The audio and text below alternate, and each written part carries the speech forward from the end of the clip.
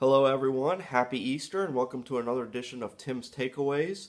It's been a few weeks, I think, since I've done one of these, and I apologize for that. But I want to try to get back on track and make sure that I start doing these every Sunday. So, got a lot to talk about today. Want to get started with some middle school sports and congratulate the champions, the New Hanover County champions from the sports that just finished up in baseball. Murray was the county champions. They won a thrilling game last week against Roland Grice to capture the county title. The Falcons finished 5-1. Noble also finished 5-1 this year, but when they played head to head, Murray won that game. So Murray claims the New Hanover County championship. Uh, they also won on the girls lacrosse side, so a great season here for Murray Athletics. Their girls lacrosse team just dominated every opponent and really didn't have any close matches. So they went undefeated and claimed the title there. In volleyball, Myrtle Grove went undefeated. They had several three-set victories. They had to come back from a set down in the regular season finale against Trask, but they also finished undefeated. So congratulations to the Gators. And then on the boys' side, Noble picked up the county championship.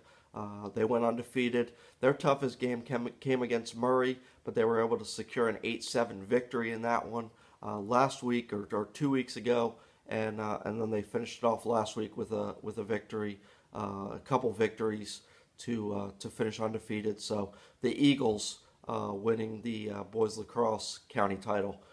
We're going to get some other middle school sports going here pretty soon in the next couple weeks. We'll have softball, boys basketball, football, and cross country going on. And as always, I'll be out at some of those games and trying to take as many photos as possible. And then always on Saturdays is my middle school weekly roundup. So be sure to check that out if you've got an athlete going to be participating in any of those upcoming sports. There were some great softball games last week that I went out and covered.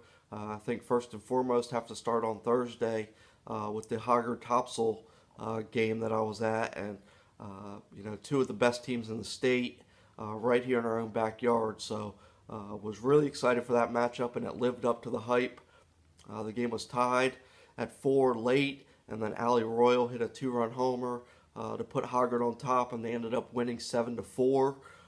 Just a terrific performance from the Vikings. Isis Tresvik had 15 strikeouts in the circle, and Hoggard finished with 12 hits.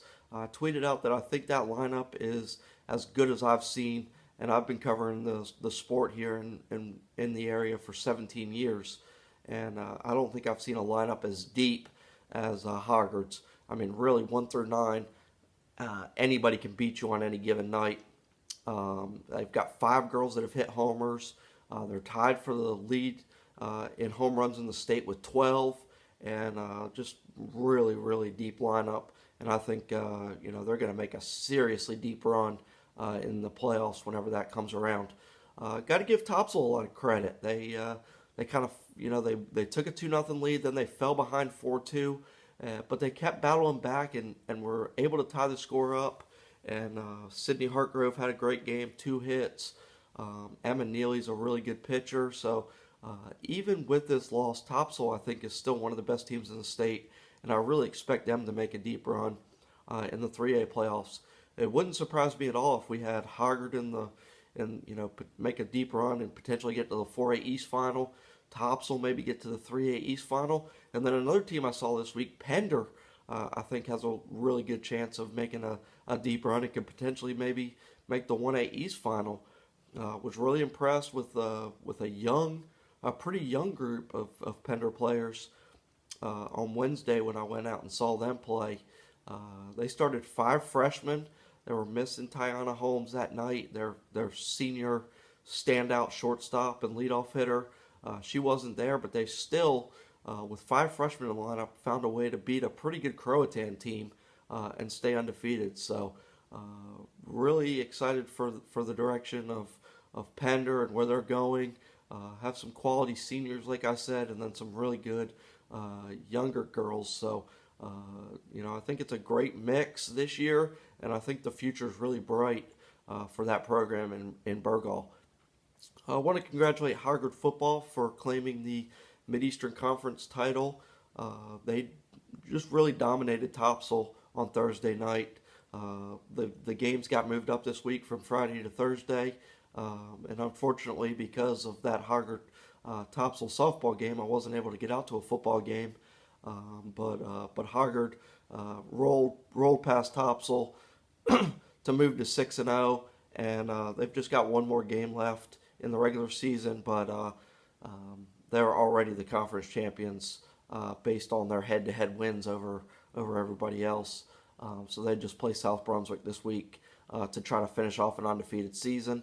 I think coming into the season, we knew their defense would be really good. I think the questions came on the offensive side, and those have obviously been answered. They have just really had no problem putting up points. They've run the ball well. Stable of running backs: Sam Williams, Henry Heitman, Paul Rowland, Issa Baggett. They've got plenty of running backs that can run the ball. And then Gabe Johnson has done most of has played quarterback for most of the time.